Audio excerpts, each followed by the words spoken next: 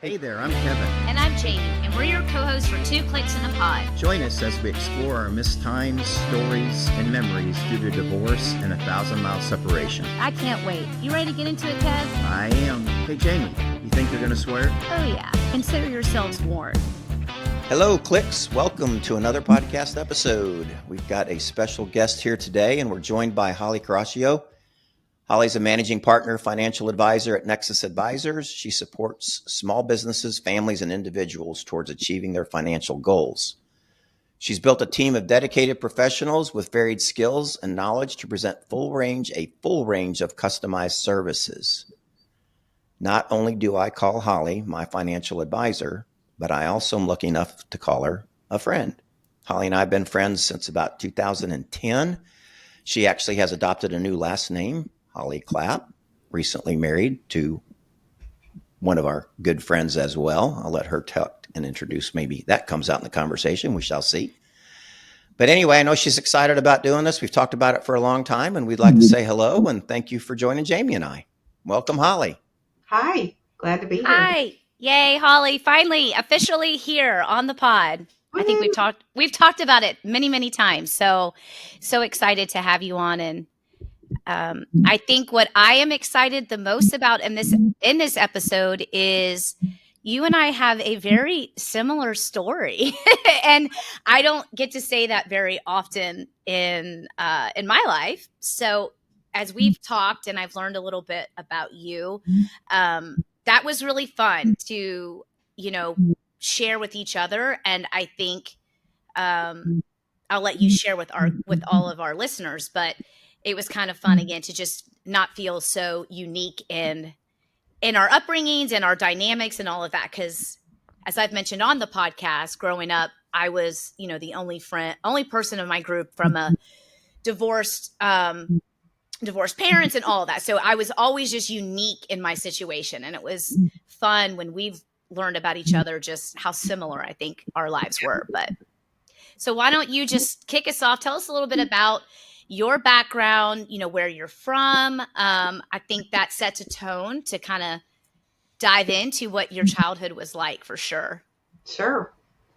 So I grew up in Greenville, Texas, which is a little town about an hour northeast of Dallas.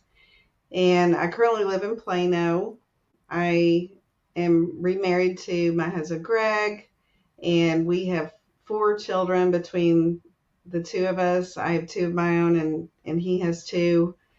I grew up with a blended family, and so that was something that I could relate to you. And my dad was an engineer initially, and then he went into home building and real estate development. And then my stepdad was a pediatrician.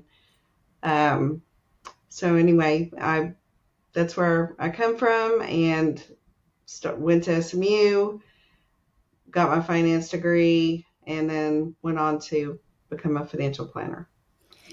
So then other than being in Greenville, which just for reference to those who have listened to the pod for a while, I know Greenville because we pass it, or we used to, but we would pass it on the way to the lake house from Dallas. So if you are familiar with the Dallas area, yes, you get on Interstate 30, right? And you just head east and you hit which I would say was the next big town is Greenville, but by no means a big town. But I think you could at least get to a restaurant to have dinner in Greenville.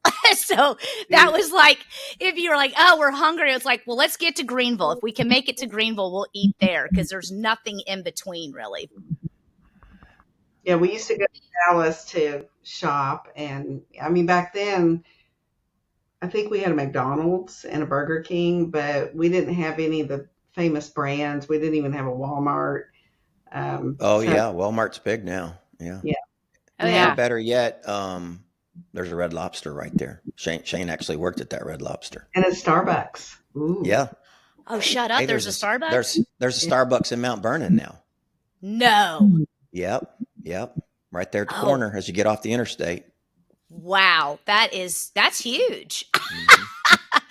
Well, so I guess my point in all this is, I think what I find interesting about you, Holly, is that you you were from Greenville, but you left. You're in Dallas. But when you live in Dallas, there are a lot of people who aren't from Dallas. And I would consider being in Greenville still technically you're from the Dallas area. So you've lived there pretty much your whole life then, right? Like you've never moved out of the state of Texas. Is that right?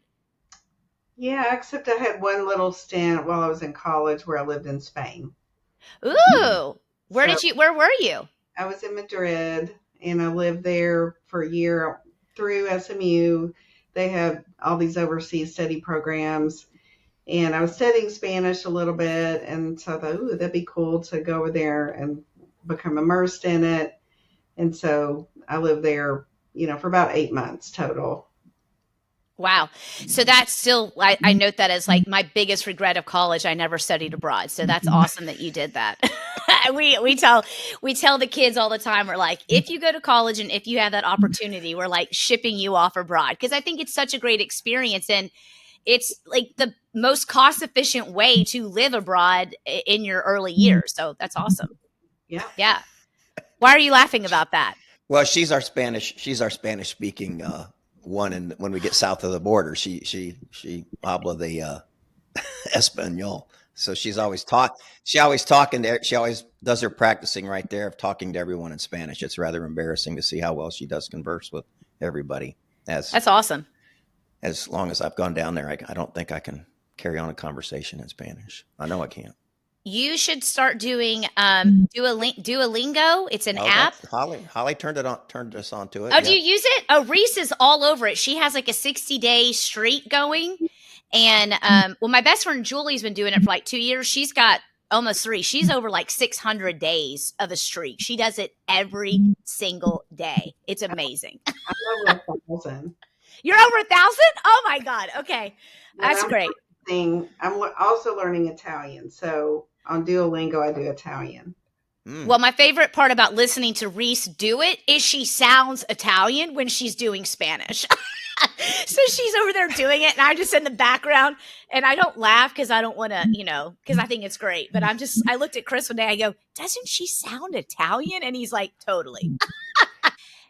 Anyways, sorry. We're bad about going down the tunnels, but it's all good anyways. Well, all right. So left for Madrid, studied abroad. That's great. But growing up in Greenville, I want to paint the picture for people. What is that like growing up in, small town Texas?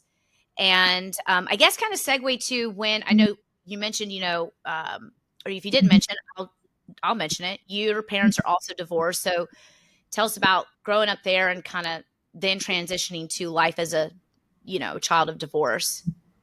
Okay. So even though Greenville is near Dallas, it's a very different experience.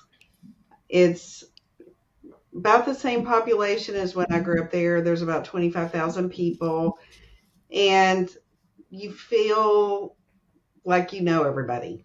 I went to school with the same people, starting in preschool all the way through high school. I can go back and look at photos and see, people that I've known my whole life.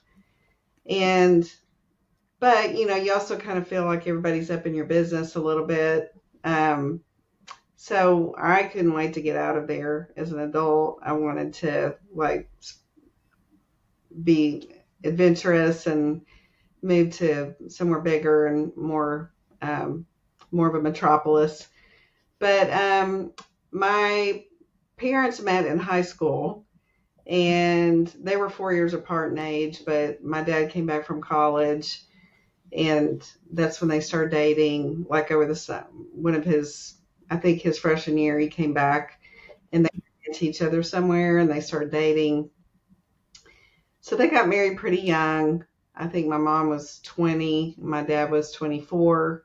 So somewhat similar to your parents. Oh yeah. Yeah. And then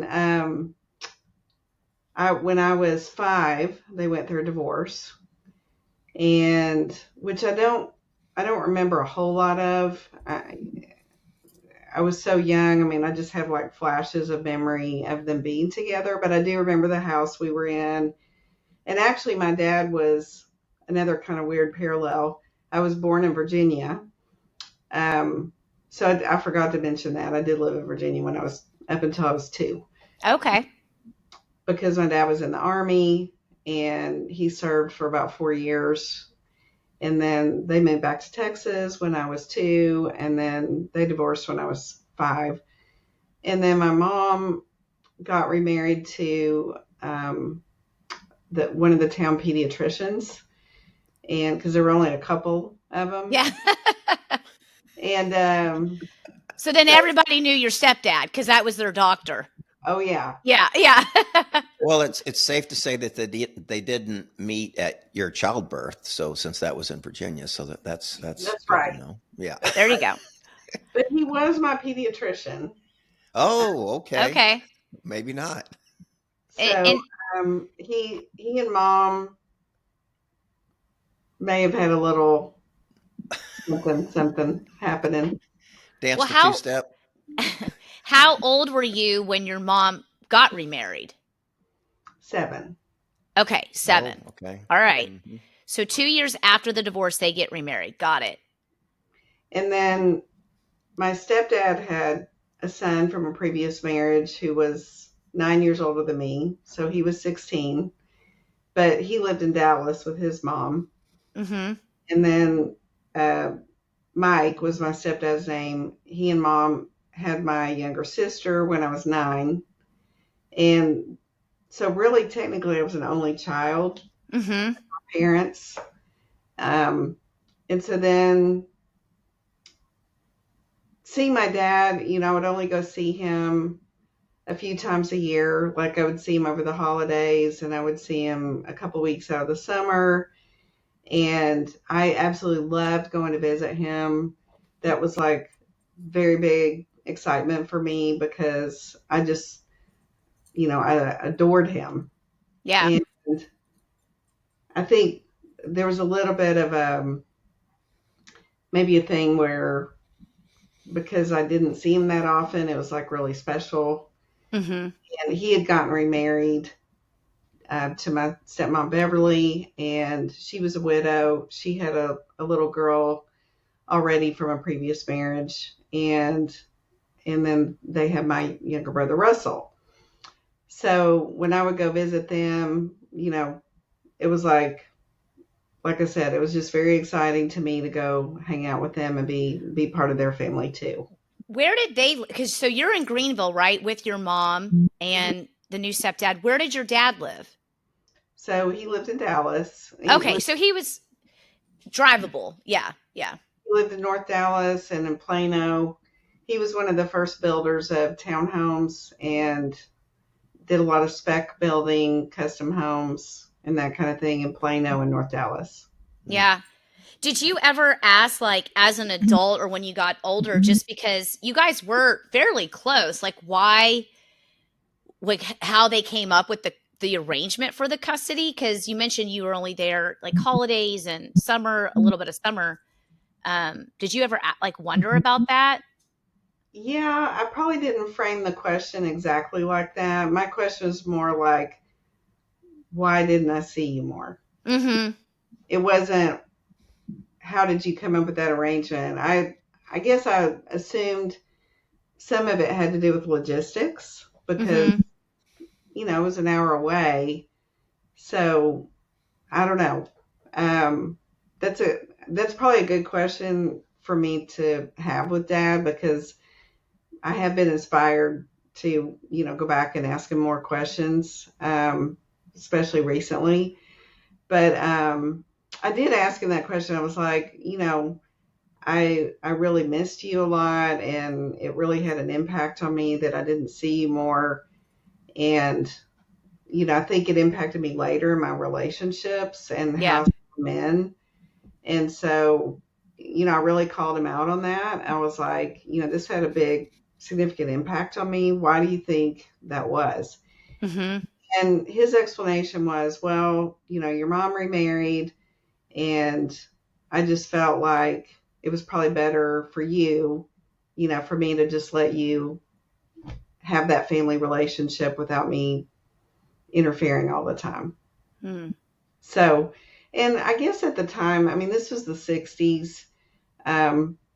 I don't know that there were some of the standards, maybe legally there were some standards there, but as far as like things that you would consider normal now in terms of like Yeah. custody arrangements and everything, it almost seems like maybe back then people were still trying to figure all that out. Yeah. Yeah, I would think for sure back then it was, once you're done, you're done. And I know the children, that era, that's a good point, that's totally a different timeline than what goes on currently. And that's an interesting point anyway. I mean, Very no interesting. one back then, I didn't know anyone that was divorced. Other than Really? Okay. Yeah. So no one, like when you were growing up, and obviously, she remarried in that same area. So y'all were probably very connected as a family. I'm assuming if he's the pediatrician and just the smallness already. So it wasn't like people didn't know what your story was. I'm assuming, right? Like it was right. in the open. Okay. Okay. But you got to pretty much be an only child. So I'm really curious because it's kind of the flip for what it was like for my sister, my half sister. She was based, she was an only child predominantly her whole life, but Shane and I would come in to visit together, and we were always together. And she always says that she just felt so, just that was, she missed us tremendously. She wanted us with her, but she understood it. But and even today it's like there is a different, it is just a different connection because we weren't always with her. And I think what's interesting for you with your dad is you mentioned you went to visit, and so it was kind of the flip though, right? Like you went in solo to these other two that were living together. So what was that like for you? Like were they excited for you to be there? Did you feel kind of like an outsider, or was it beautiful, I felt like the kids were very accepting of me. We always loved playing together, and so my younger brother was 7 years younger than me, and Mm-hmm. then my sister was 2 years younger than me, and so she and I were like peas in a pod. I mean, we loved playing together, and we had a lot of interests in common and everything, all the way up through being teenagers together and everything. Mm-hmm. And we've got lots of really special memories of, we'd go snow skiing, or we'd go to Six Flags, or, different things. And we would listen to crazy, like teen records that, like love story songs, and we'd sing them and lay on the floor, and, or we'd make up funny poems, and we'd be on a ski lift, and we'd like yell at people that were skiing. And, so anyway, we had some really good times. My stepmom was, there was a dynamic going on there that I don't, she was sweet to me, but there was a lot of artificialness to it. And so because of that, I did feel like an outsider. And my dad was really busy running his business. And so when I would go, I didn't spend that much time directly with him. Mm. I was really more hanging out with my stepmom and my siblings. And so over time, I felt kind of rejected, like I didn't really fit in with them. And, my dad went kind of from rags to riches, where he became very successful. And, as they got more successful, they had more trappings of success. And I think my stepmom kind of looked down on me because I was like this little country girl, and sometimes she would make fun of my clothes, and she would say negative things about my mom, which in hindsight, I understand some of where that was coming from now that I understand what all the dynamics were and all the different relationships. Yeah. But as a little girl, I didn't really get that. And Mm-hmm. it was hurtful. What when you say you feel like now as an adult you can understand that more, I guess, how do you take that now though? Well, like my mom had an affair with my stepdad, I found out before they got married. And so um, I didn't know any of that when I was little. So there was a lot of animosity that was going on. Like my dad had, of course, shared that with my stepmom. And so there was just some anger toward my mom and some tension and just kind of almost venom toward her. Yeah. And, I didn't understand where that was coming from. My mom had a lot of quirks and flaws. And so I definitely understand where some of their upset was coming from. But as a child, I didn't know any of that. How was your, on the flip side of that? Because I will say I always just, and we've talked about it here, but just I truly feel so lucky that I didn't have to deal with that, right? So as much as, and as I learned more as an adult and the dynamic and everything that went down, the hurt, the animosity that could have been there. I mean, both of my parents just did not put that out there to us, to Shane or I had no clue. Like I just remember people even being like, it's so weird that your parents just will like hang out together, And I was like, oh, is it? Because then you'd hear, especially as I got older and met more people whose parents maybe were divorced. It was like, oh yeah, like my parents can't even be in the same room together. And I'm like, well, that's really sad, like what, because meanwhile we're, hanging out at birthday parties and graduations and they just did a really good job of that. So I guess I'm curious, how was your mom and your stepdad in that dynamic? Was it a much different dynamic in terms of that, in terms of how they spoke of your dad and his family and your time with them? Well, just to backtrack a little bit, I think my mom and dad did a really good job of presenting a united front. And so they did not talk badly about each other themselves. And so, and my dad, he paid child support, he was very responsible. He, like I said, he didn't really say anything negative to me about my mom. Mom didn't really say anything negative about him. So I think they really tried to collaborate and work together. And whenever there was something family oriented to attend, they could attend things together. And as time went on, later in life especially, we would have Christmas and holidays and weddings and different things like that. And everybody would come together and, they could definitely be around each other. And it was That's fun. good. That's good. Yeah. And So your stepmom weaned herself off of that artificial sweetener?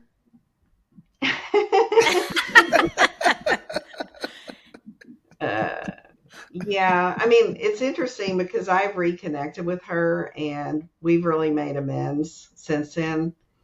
Are they, let's spoil this. Are they not married anymore? They are not married anymore. Okay.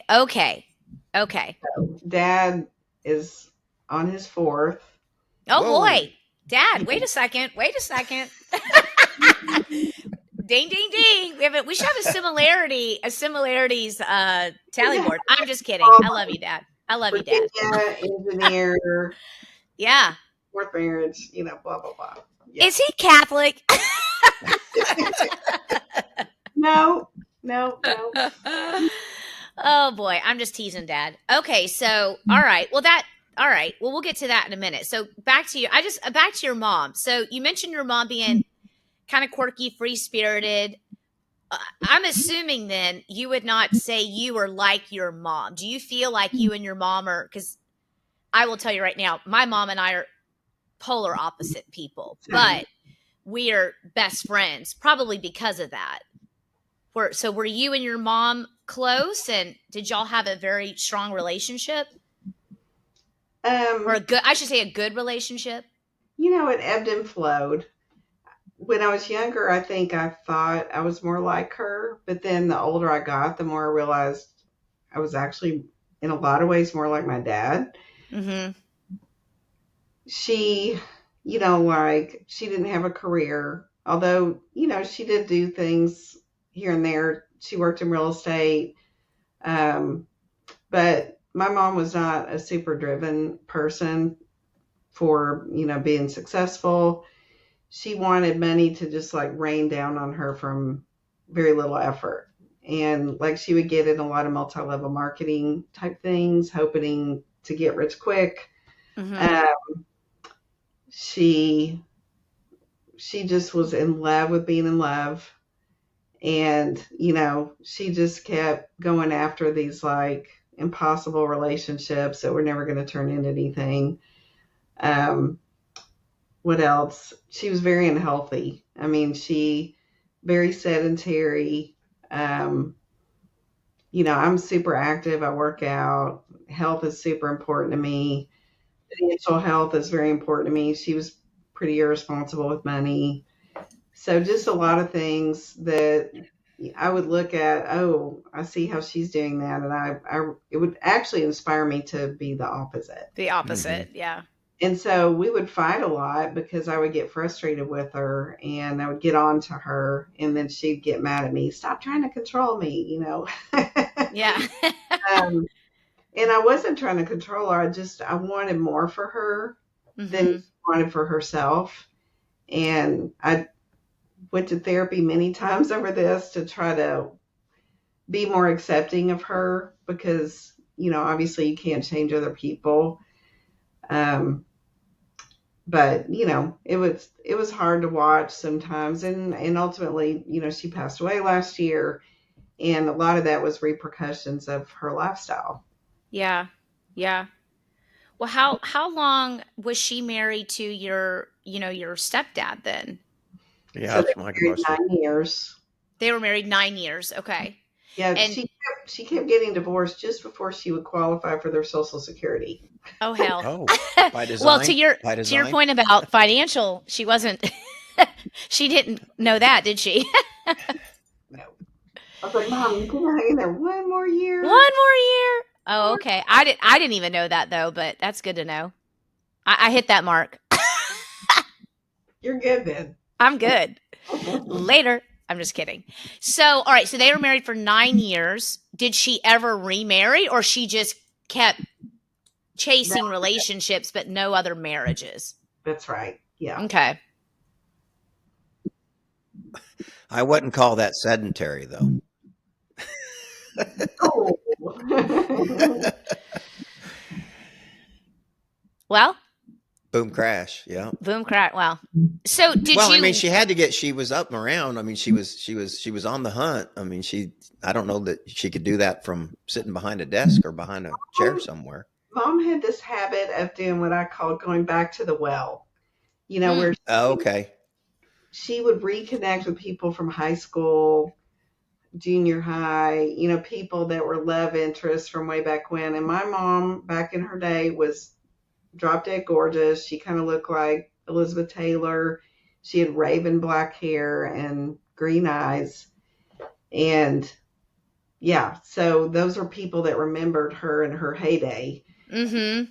And they still kind of saw her like that. And she was very charming and kind of bedazzling. And yeah, she kept doing that. And in fact, my uncle used to call her Spidey. That was his nickname for her because he said she would spin her web and like catch people in her web. Men. Oh my God. So she's a man eater. Something like that. Oh, here she comes. Watch out, boy. She'll chew you up. That's right. Well, so what was it like then? That's a better story, Jamie, right there. What? What? Oh, Holly's mom. There's some goods right there. And yeah, I guess I'm just recently passed, but yeah. Yeah, I mean, I guess I'm just curious. Like, then what was it like then? I got to do my bad math here. So she's remarried at 7. She's married for 9 years. So that puts you at 16. Right. Look at that, guys. Yep. So you're still in the house when that marriage ends. So, and I went crazy. I was going to say, were you okay. Rebel. I was sneaking out. I was drinking. Because you were upset about them splitting. Yeah. Yeah. I don't think I consciously knew that's what was going on. But I went through this like really wild phase in high school, and um, yeah. But when I look back, I think I was acting out. I was Mm-hmm. pretty rebelling because I thought, okay, I already went through my parents divorcing once, and I was the oddball when I was little, and I've had a normal life, and now all of a sudden it was turned upside down again. So Mm-hmm. I was pretty pissed about that. Yeah, I mean, 16's hard, right? Because you've got your own drama, as we know, with you've got girls. I have a 12-year-old, and I'm already living in the drama, which is crazy. So that time's supposed to be about you, and that being fostered in your growth, your development, all of your changes. So I'm sure that was really hard. I would say that I, for myself, I always kind of did count myself quote unquote lucky that I guess if my parents were going to get divorced, it it was when we were so young, because I don't really have any memories of my parents together. So my whole childhood was what it was them apart. So and I know he was your stepdad, but I'm curious, did you ever call him dad or no? I did. Yeah. Yeah. Yeah, because he was the one that was there day to day. Right. And I wanted to feel part of a normal family. And so, yeah, over time, I did start to call him dad, which, I know that's hurt my real dad's feelings.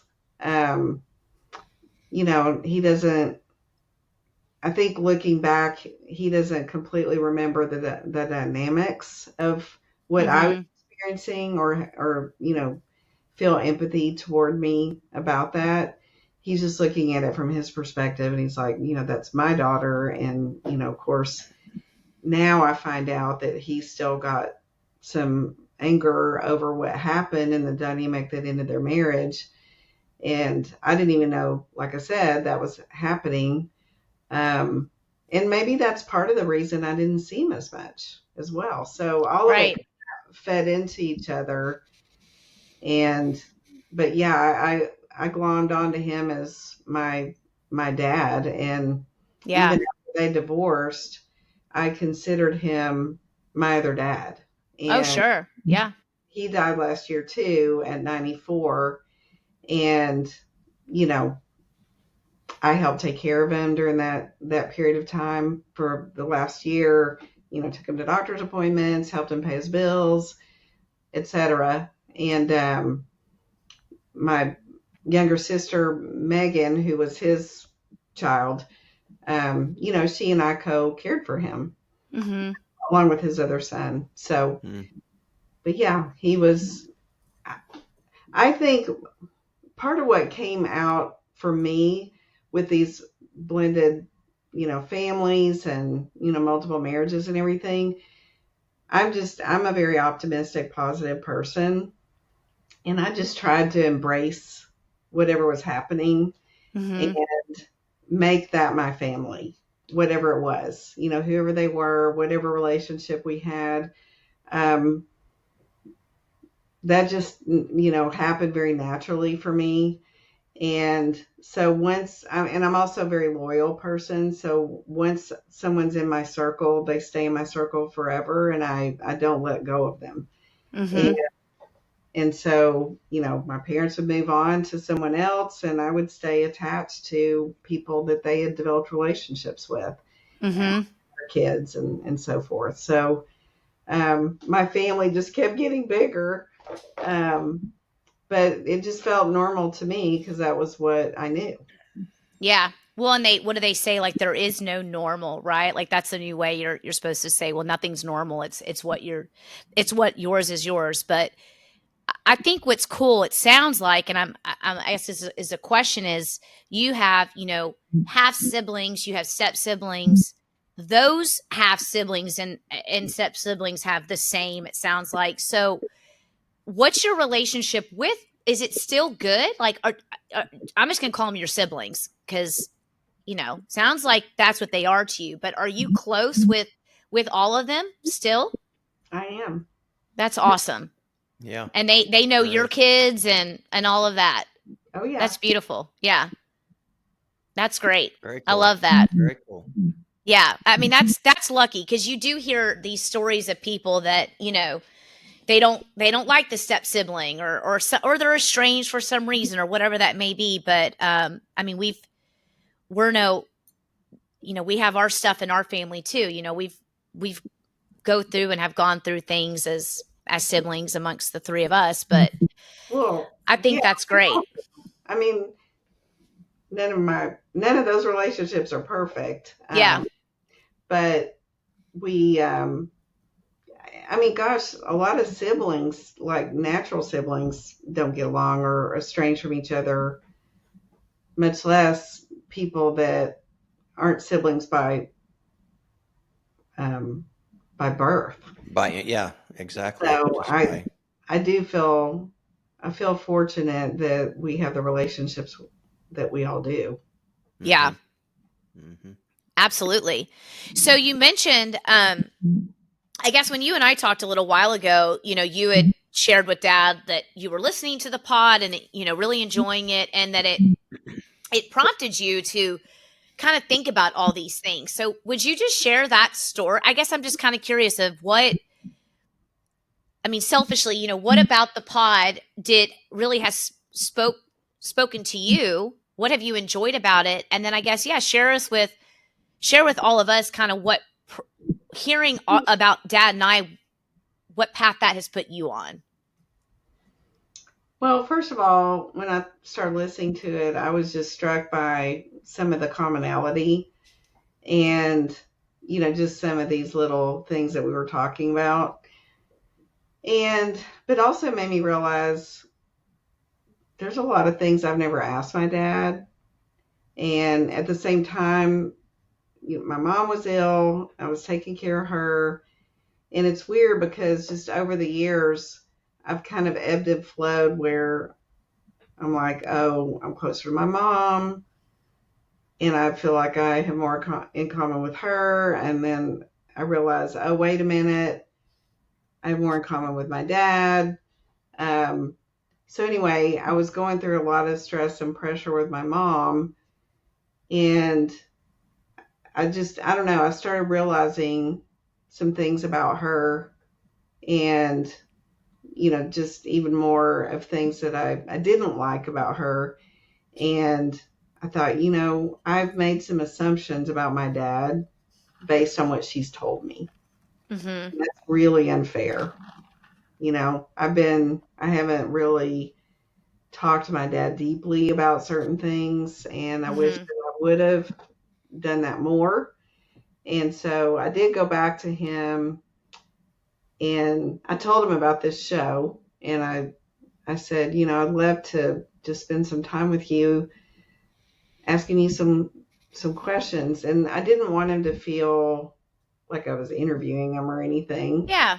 I thought he might get a little weirded out by that.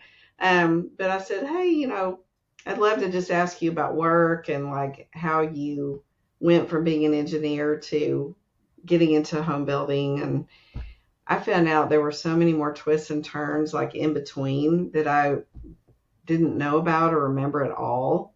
Mm-hmm. So that was really interesting. And that's the other thing, like when Dad and I have phone conversations, they're usually pretty short and kind of to the point. And that phone call that we had was over an hour. And wow. He was just like, blah, blah, blah, just like really engaged. And I think it probably felt really good to him that I was asking him these questions and that he was having an opportunity to share some of that with me. Yeah. So I want to do more of that. He's 86 years old, so, time is ticking. It's just been a little hard to get him engaged to go do things with me, partially because, he's 86 and, he's not as mobile as he would like to be. He's got a knee that bothers him and things like that. But I'm trying. So I want to have more lunches with them and have more conversations with them. And your show really inspired me to try to dig a little deeper and ask more questions.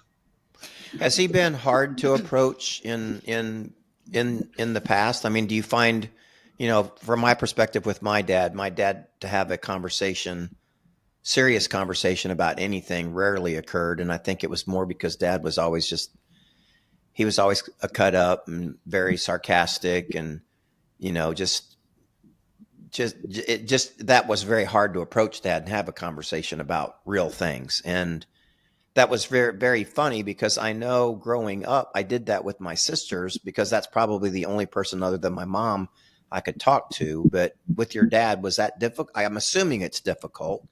Yeah, He's not open, or he's not really as transparent as you would maybe hope to have an easy conversation. yeah. So part of it is my dad is not an initiator to stay connected, and so I'm the one that calls him and makes plans for the most part. Mm-hmm. And so I feel like I'm chasing him a lot. Mm-hmm. And the other thing is he's probably an introvert. I mean, he likes to talk and he's, very engaging when you're with him, but he's not, when I look back over his social life, he hasn't had like this huge friend circle. And, like he never went back to high school reunions, for example. He's not about like connecting with large groups of people. And he's very intellectual. He's very intelligent and, just a little bit maybe uncomfortable socially. And I don't think he would ever admit that, or like, he's not socially awkward. I'm not saying that at all. It's just, it always feels like when I'm trying to have conversations with him, it feels a little stiff. Mm-hmm. Yeah. It's not warm.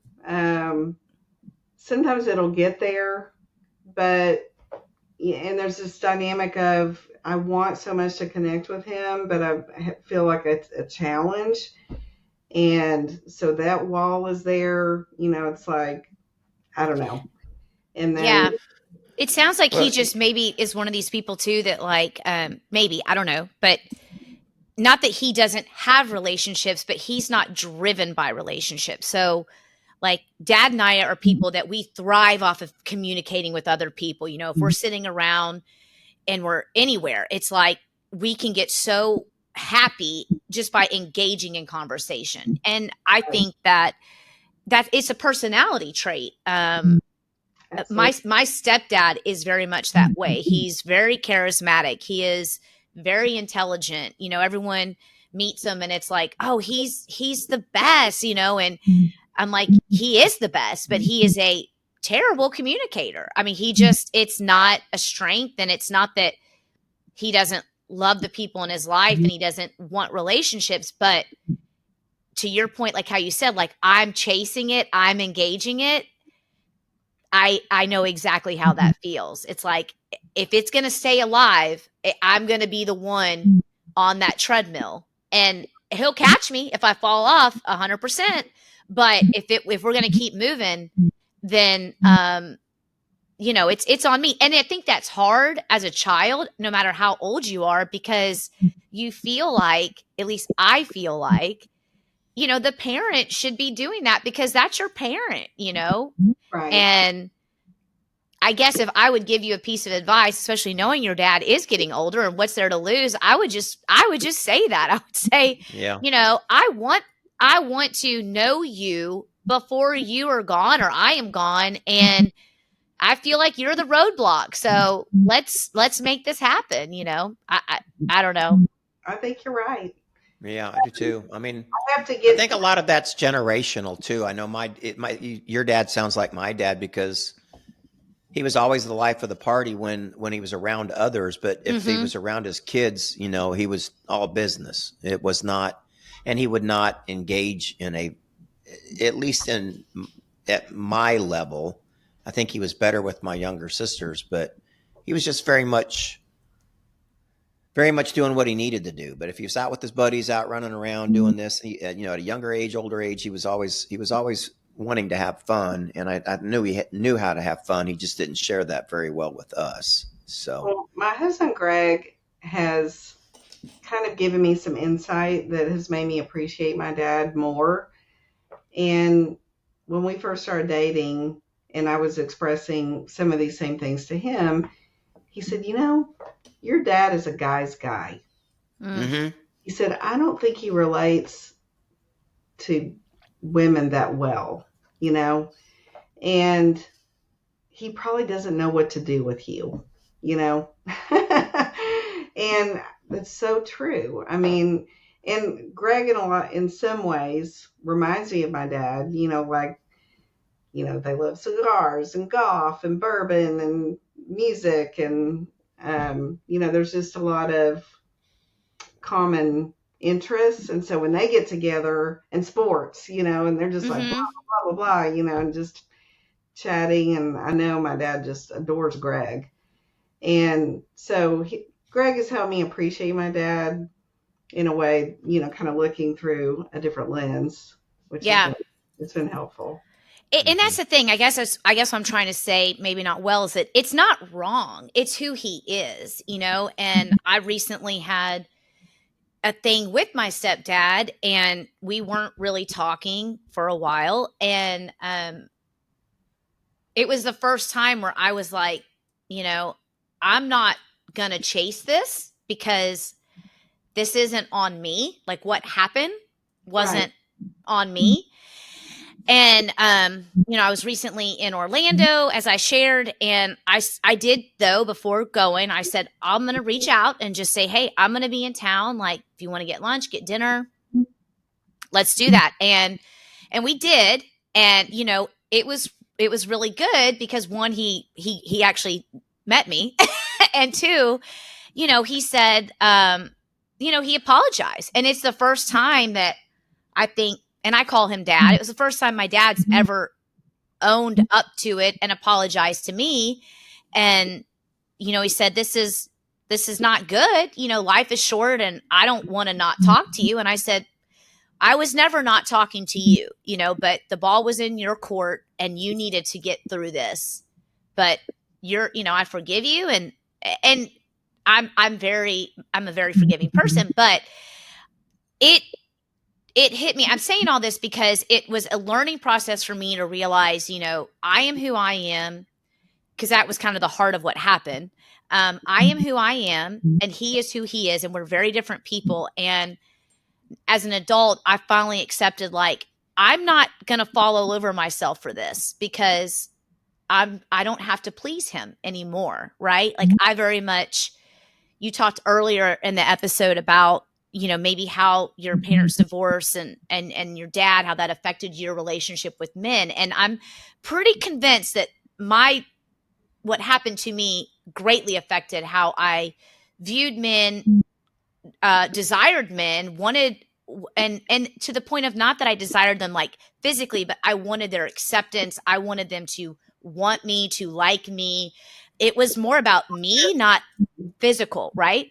You wanted attention. I wanted their attention.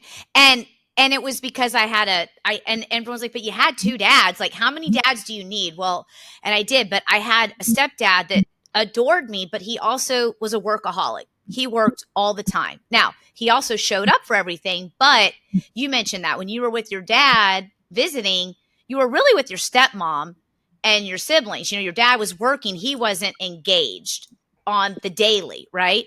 Right. That was kind of how my life was. And then I would go visit my dad, who was because the time was limited, very engaged. I mean, the man had an office in the backyard so he could walk up and eat lunch with us every day, and when we were there for summer breaks and we went on vacations and we did all this stuff. So it was like, I think I felt this separation of always wanting what wasn't in front of me at that time. Yeah. And I guess that's a good segue to ask you, how do you feel like your background and your dynamic, how did that shape you through your early adulthood to who you are today with relationships, specifically, romantic relationships? So I think partially because I didn't, I saw a lot of broken relationships, and just like you were talking about, I just, really wanted male attention. And so I got into, my 20s, I got into a lot of very dysfunctional relationships. And so, and actually, I had a first marriage. So I'm on number 3. My first marriage was very, very sick. I was with a very sick person. And so that didn't last very long. How old were you when you met that person? I was 30. Okay. So old enough to know better, but, still had not figured it out. And, he had a personality disorder. He took his own life after our divorce, several years after our divorce. But I actually feel very lucky that I'm alive, because he was a violent person, and, I could easily be one of those people on a crime story. Yeah. So I felt very fortunate that I got out of that quickly.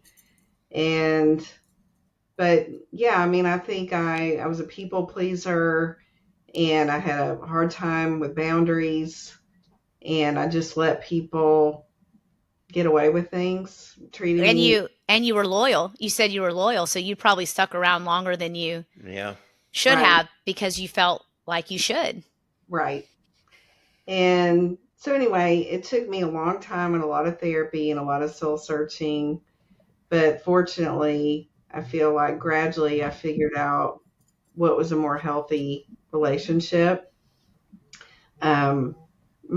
My kid's dad and I had a very long relationship. We were together about 15 years. But unfortunately, it didn't last. But I think part of that was, again, I wasn't being really honest about our compatibility as we got into the relationship with each other. He was a much more respectful person, and we had a good, friendship, but we didn't have a lot in common. And so over time, we just grew apart. How long were you married before you had before you started having children? Pretty quickly, or? A year. Yeah. Because I was 38 when I had my first one, so I didn't have a lot of time to wait. Yeah. Yeah. And that could have been part of it too. You found someone that was, at that time, you loved and you had, and we live as women, we live in this world of, we don't have enough, we only have so much time, and then we lose that opportunity. So, maybe that's part of the choice. And it was. Yeah. But I guess, you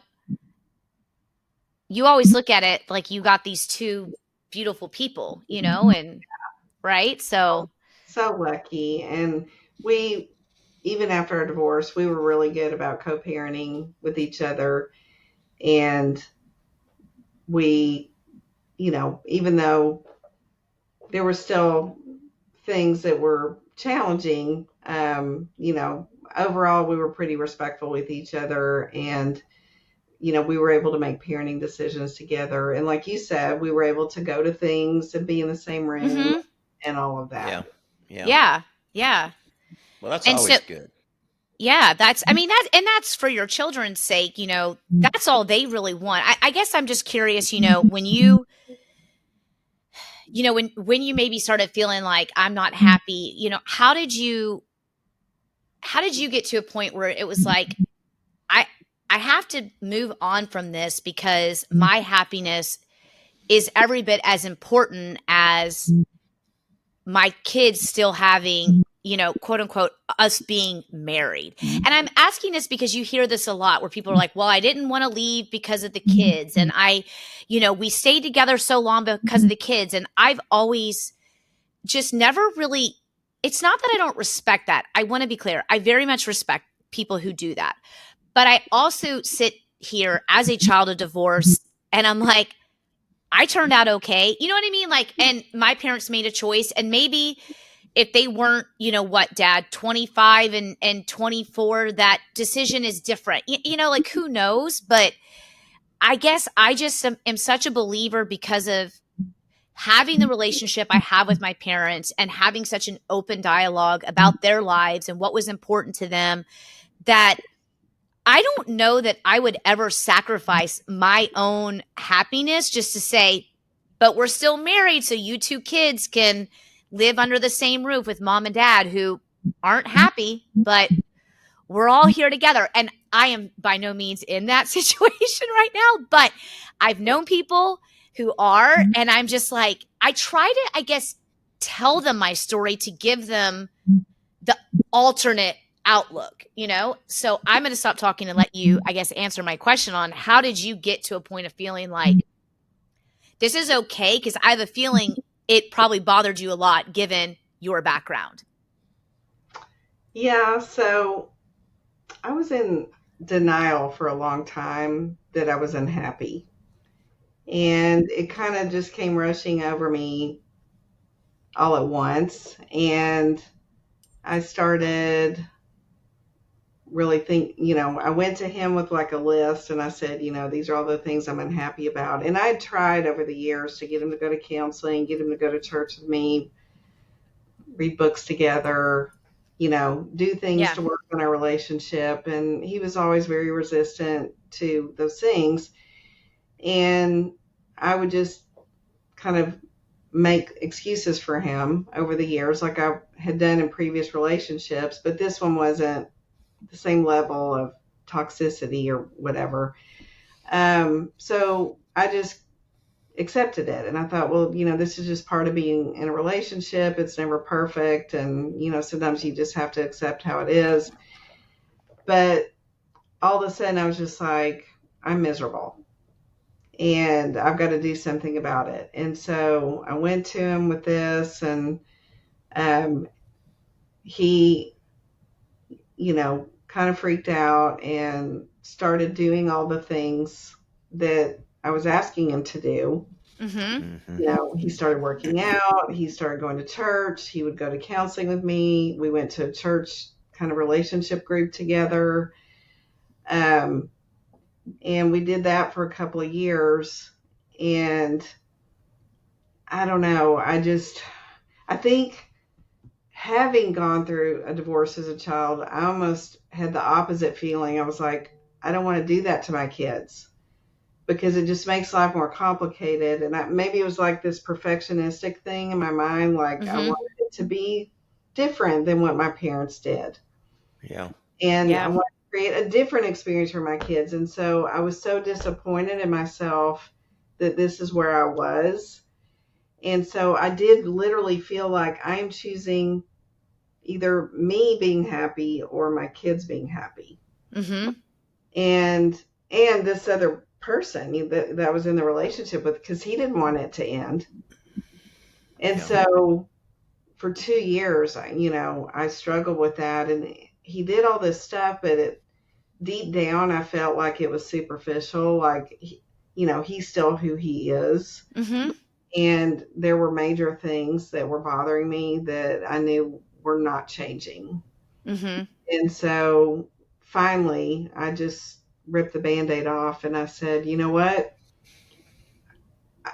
Initially, I just said I wanted to separate. I said, let's just separate. And, maybe what I really wanted for him was I wanted him to do some soul searching himself and find himself. And see if some of these things he was doing were real, or if he was just doing it temporarily for me, to try to get me to stay. Right. And instead, he kind of went the other direction and like started seeing somebody else, and so I was like, okay, and he of course did quit doing all the things.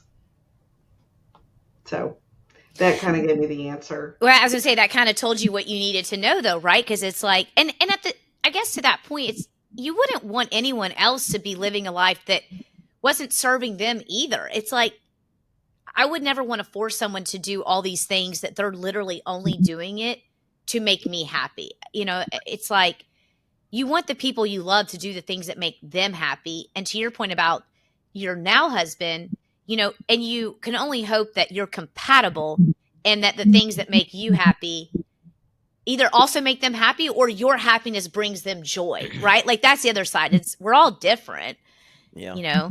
Well, yeah. And Well, being happy is pretty easy. You know, comes pretty quick. You know, you jump in, it's new, it's happy, it's happy, it's happy, it's happy, and then you start turning over the rocks, and the rocks under the side say it's not happy. I'm not happy. You know, so sure, it's compatibility is for sure. I think golden. And you know, you were, as you said, you were when you first got married, you were in your, you know, you were 30, and then later 30s to have children. I mean, you were up, you know, starting the business, doing the business, working, being professional, being successful. You know, and what little I know, it always seemed like, you know, he was on there for the ride, and you know, you were taking care of him, and he was able to do what he wanted to do without really, and not speaking badly of that, but I mean, you knew what you had, and I can see that, you know, this whole thing of being married and this whole thing of being in a relationship sure has an anchor around you to where you don't want to give up on it, especially if you are loyal and you know that you're in it to win it, which, you know, that's kind of the way I feel I am. And just to try everything that you can try and then realize, well, it's hard to try and you're not happy. And then you jump over to the next happy, and that happy goes to being unhappy. Yeah. So and that's it's the thing. difficult. You start wondering, is the grass greener on the other side? You know, Are you fabricating things? Are you fabricating unhappiness is what I always thought about. And so I just kept thinking, you know, am I just making up, you know, am I just not choosing happiness, you know? But right. Like, am I being difficult? Am I being someone who Right. can't be pleased? And yeah. And then there's a lot of judgment that comes at you from people because Sure. a lot of people, you know, they may be in an unhappy situation and they want to justify their own decision to stay, or maybe they went through a divorce and they weren't happy with that decision. Yeah. And you know, so they project a lot of their own stuff onto you. But at the end of the day, what I realized was 3 things were important to me. I wanted a companion that was a friend, that we had things in common where we enjoyed doing a lot of the same things together. Number 2, I wanted a partner where I felt like we were both contributing, not necessarily everything equally, but there's some It's balanced. Yeah. There's parity of contribution to effort, and you know, I'm not doing all the lifting. And the one is, you know, just that chemistry and that connection, the romantic side of the relationship, which, you know, does calm down after the first few years, but I think you can be intentional about that and keep that spark alive. And so Greg and I have all those 3 things. Like, we have all those elements, and we, you know, we have disagreements and we have conflict, but we both are able to communicate through that, and we're able to admit our responsibility in things. And, you know, there are times that we don't even resolve it, but, you know, for the most part, we're able to move through it. And, you know, communication is really, really good. So important. Well, I just remember my mom has always said that, you know, when I think it was when Chris and I had like a really big fight, and I said, you know, like, well, we fight. And my mom just told me, she goes, I would have given anything for, and this was speaking about my stepdad, for your dad to fight with me, because then I would have known he cared. Yeah. You know, like, if you're fighting, I never you fought care. with my husband. I mean, we never fought. Yeah.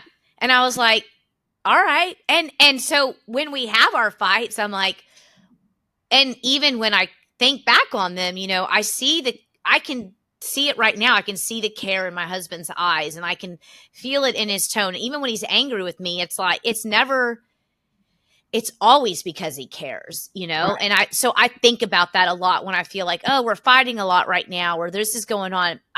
I just translate that to, that's an expression of emotion. That's an expression of fight, you know, like I'm fighting to fix this because it means that much. It's so Not, important. not just that, but it's, you can achieve more intimacy when you can have conflict with somebody. I mean, think about girlfriends. Mm-hmm. How many girlfriends can you have fights with? You know, the ones that you can have fights with are the ones you're close to. Absolutely. Same thing with a love relationship. If you Yep. cannot get through a conflict with that person, you cannot be truly intimate. Right. Right. So true. Right. So true.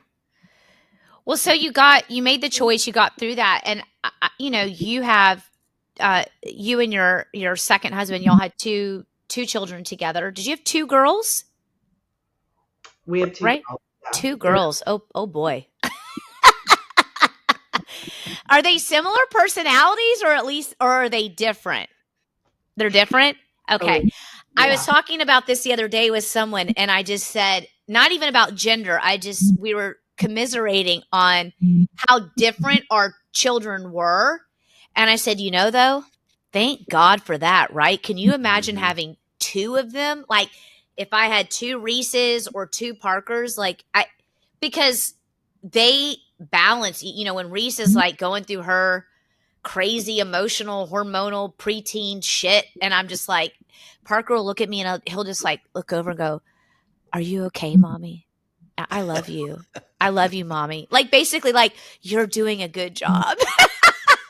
You know, and then when Parker's like not listening, bouncing off the walls, whatever, Reese is like, I'll take the dog for a walk. You know, like I'll unload the dishwasher. You know, I'll carry some of the weight. And I just think, thank God, you know, because they're two different humans. Yeah.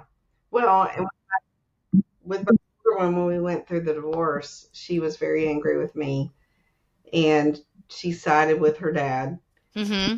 and you know, he kind of fueled it. And Sorry, I cut you off. This was the younger one or the older one? older one. Older one. Okay. So we went through a tough time period for a couple of years there, from, you know, when she was like 14 until she was about 16 and a half or so. And she started to come back to me and reconnect with me. And now we're really close again. But yeah, during that time, my younger daughter kept standing up for me. Mm, And she kept saying, "Stop being so mean to mom. You know, mom, yeah. there's nothing wrong with mom. Stop." But of course, she didn't know. I mean, like, anyway, she just wasn't as caught up in the divorce dynamic as the older one was. Yeah. What's their age difference, the two? 2.5 years. Oh, okay. So yeah.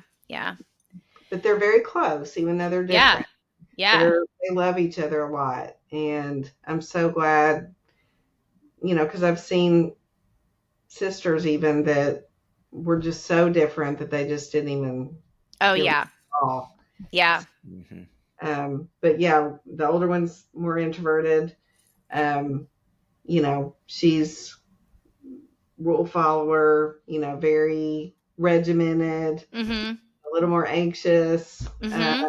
The younger one is like free spirited. You know, she's very Yeah. social, never met a stranger, very gregarious, not as worried about school, but you know, she does fine. So Yeah. they're just really Yeah. different. Well, that's good that you know that they were anchored into that, because that could have gone one way or the other, and you know it's just a matter of that can be hard, I guess is what I'm saying. Not everybody understanding, you know, what your take was, what Nick's take was, all that stuff, and then, you know, I really like Dad. I like what he does. I like doing things with him, and you know, well, I really like hanging out with Mom, and it could become adversarial versus, you know, everybody taking a side, which initially it did, but your girls are just absolutely wonderful. Thank you. And not that I've hung out with them many times, but every time I have, they're just amazing women. So They're pretty special, and yeah, they've gotten older. my friendship with them is really blossoming, and that was what I'd always hoped would happen. Mm-hmm. I feel really lucky, and I've tried to create a better relationship with them than maybe I have with my mom. My mom loved me to the moon. I mean, she really did, but we were just constantly just butting heads. So Yeah.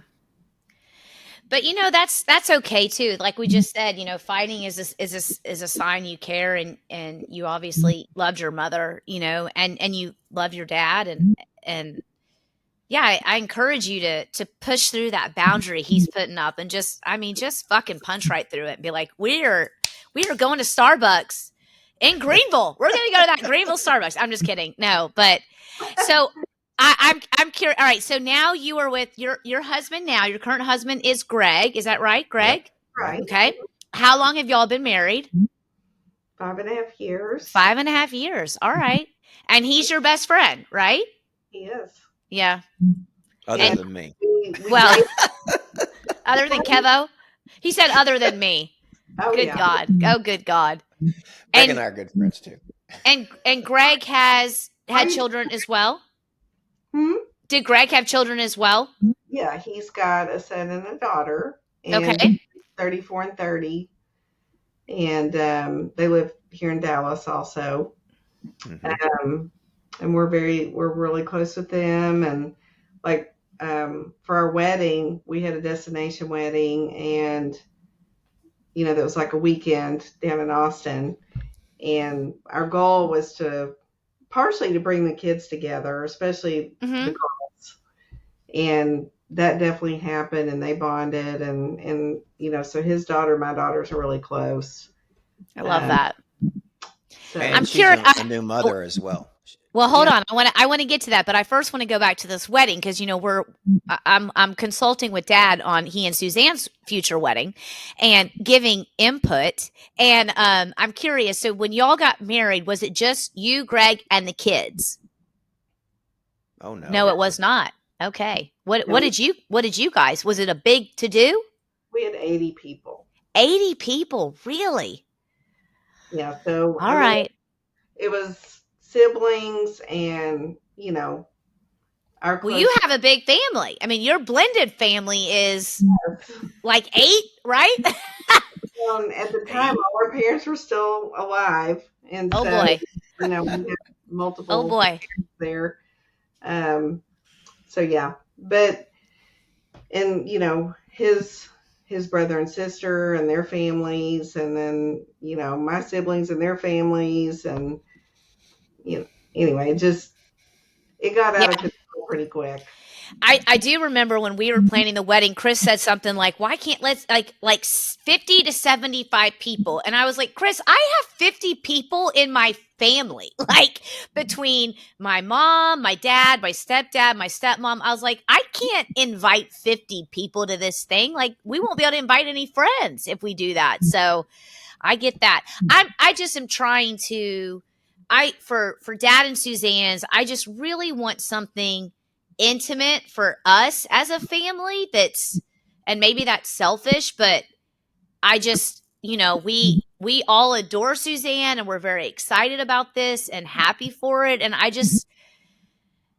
I'm sure a little bit of this is PTSD from the last one, but I just want something that's for us to basically say and Suzanne's boys as well. Like I said that, I just said, my ideal situation would be if it was just y'all and the kids and the grandkids, obviously, but I don't know. We'll see what happens. But even with that, I mean, we got a lot of people with these kids and these grandkids, so it wouldn't be nobody. All right. Yeah, it's quickly how the numbers rise, just with, like you say, with immediate family. So yeah. So so you have your 2, Greg's 2, and Dad said are you a grandma now? I am. Oh boy. Who had the baby? So my stepdaughter. Okay. She had a baby in November. His name's Noah. And that's just been wonderful. That was totally a surprise. So you're getting to have a little baby boy because you only had 2 girls. So now you get to know the fun of the baby boy. That's right. Yeah. Yeah. They're so sweet. So Noah was born in November, so he's still not even 6 months, right? Or coming on 6 months. Right. Getting Yeah. close. He'll be mid-May. He'll be 6 months old. Yeah. Wow. Well, congratulations. She's been really generous with us about whenever you want to babysit or come over. I mean, she's really open. And so that's been wonderful. Well, yeah, she's not going to turn down free babysitting, Holly. I can tell you right now. We don't turn down free babysitting, especially from a grandparent, because they're really the only ones you can truly trust. You're like, you'll hand them over to a grandparent, no problem. But yeah, that's awesome. That's really, really great. I love that. Yeah, so life's good. And life is great. Greg and I dated 4 years before we got married. Mm-hmm. And so I took that a lot slower than I had other relationships. And we worked out quite a few kinks before we got into being married. And, we're very, very confident going into it that this was a good partnership. And plus I'd known him several years before that. So, yeah. That's awesome. That's awesome. Well, what'd you say? The girls like him. There you go. There you go. And Greg has a son as well. Yes, a son and a daughter. Yeah. Yeah. Well, I guess I'm going to wrap this towards closure, but I do selfishly have a question. I'm going to put you on the spot a little bit. I know you and Dad obviously met in a professional capacity. You were Dad's financial advisor, and I would hear I'm meeting with Holly. I meet with Holly all the time. But you guys have become friends. You have vacation together. You do vacation together. I want to hear your favorite Kevo story that maybe I don't know about. Do you have one? Or maybe just what when you finally got to know the real Kevo, what was that like? Huh. There you go. That sums it up. That wasn't on my questionnaire. I know. Well, let me say this. To start, Kevin and I became friends because he would talk to me a lot about relationship stuff. Mm-hmm. And I was like coaching him on that. And then I was starting to go through difficulty. And, so we were just friends from that, I think we had that in common. But also I saw some similarities in Kevin and some of my dynamics, like being a people pleaser and, maybe being too accepting of people, mm-hmm. that maybe we're not treating him the way he deserved to be treated. And so I was always like trying to share with him things that I'd been through and things that I'd learned, to let him know that he deserved better and, that he could be in a healthier situation. So I think we kind of bonded initially on that. And I don't know, just over time, I remember like there was one person he was going out with, and I was like, I really wanted for us to all go out as couples, but that wasn't going to happen. So I had to wait until he was in a normal relationship. So, but when we met Suzanne, that was really when we started hanging out with them more socially. And I was like, yay, now we've got, we can go hang out as couples. And so then we started doing more things together. And then I invited them. I did a little small trip with clients where I invited them to Napa. And he and Suzanne came on that. And so that kind of started our our traveling together adventures. Yeah. Well, I know that Dad always tells me great stories from when you guys do your trips and how much fun you guys have. And, I guess I'll say thank you. I know you've been a good friend to my dad, and I appreciate that. And I know you've been through a lot of what we called what do we call them, Dad? The lost years, where Yeah. I just Yeah. refer to them as that. I mean, that's probably why, Holly and I have never met in person, because when you met Holly was kind of during that period where Dad and I were, it wasn't that we weren't talking, but there was not a lot of connecting going on. And we talked about that towards the end of last year. And we don't need to recap that here tonight, but it's just been really nice to get to know you, Holly, because like I said, through all of that time, Dad always spoke so fondly of you. And I know you're a very trusted person, and sees you as a very good friend. And it's nice to finally get to connect with you and get to know you, and just really appreciate you being on tonight and being so honest and open with your story. Cause we talk about this a lot, don't we, Dad? Just how I think we share a lot that doesn't feel that big in the moment, but we hear from other people like, well, I could never do that. I could never share that. And we say a lot that it's very cathartic for us, I think. And I think we like sharing with each other, and it allows us to learn about each other and grow together as people. And we are very similar. That is very true. Yep, very true. And that's one thing that I spotted in Holly right away, is I could ask her anything and tell her my woes and my troubles. And, she became as much, an individual counselor to me as she did a financial advisor. But the friendship that she showed me in that, and she endured a lot, or better yet, a lot of talk from my standpoint of just needing support, and she gave it to me. So that if nothing else is what built trust for me and her, and brought us together to work together and be together and make some important life decisions together, and continue to do so. Well, it's, you can be friends with somebody, but then maybe the spouses don't get along. So and I don't have a lot of guy friends, that, because I think that can be threatening. If you have a cross-gender relationship or friendship. But, Greg loves Kevin and Suzanne, and, it's really been a mutual thing both ways. And so it's been a lot of fun, and it's very fulfilling to me to not just work with people financially, but, to kind of have it all knit together, and, to give people advice that I care about. Yeah, absolutely. Well, and I think, and just, to kind of wrap it up, that is the connection you and Dad have. You've worked with Dad for many years now as a financial advisor, and I want to give you your shout out here. Obviously, that is Holly's profession. That is her skill, her expertise. We'll share her website for her firm. And Holly, anything you want to share with the listeners in terms of news or anything like that?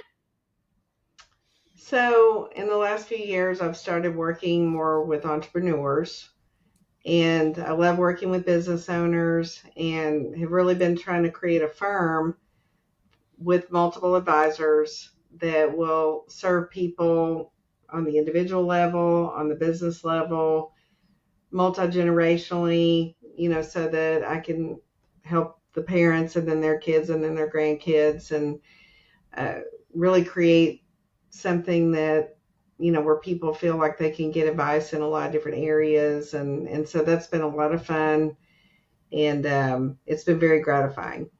Awesome. And they can find you. Your website is, share that for me here. It's Nexus Advisors LLC.com. Nice. And Nexus is like connection, or kind of center core of things. We envision that we would be like this network for people, where we could like interconnect all their different financial decisions, and really get to the core of their values and what was important to them, and help them make decisions based on that. Yeah. Love that. Love it.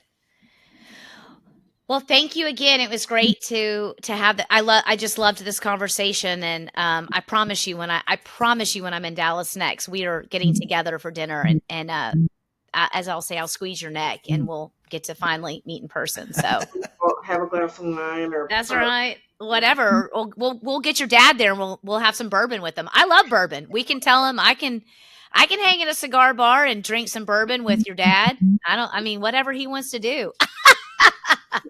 Let's do it. I'm game. I'm up. All right. Yep. Adding Push through that. music to my my friend list. Yeah, absolutely. Yeah. All right. Well, thank Okay, you. Holly, Thank you all. thank you. Thank you, Holly. Thank y'all for having me on. This has been fun. Absolutely. Bye. Thank you for tuning in today. With so many podcasts out there, we are grateful you chose to spend your time with us. And we'd love to hear from you. So send us your questions, comments, and feedback to info@twoclicksinapod.com, and we might feature your message in a future episode. Also, don't forget to follow us on social and head over to our YouTube channel where you can watch the full episode live and in living color. You can find us at 2 Clicks in a Pod. That's 2, as in the number, clicks in a pod. Well, James, until next time, love you. Love you too, Daddy.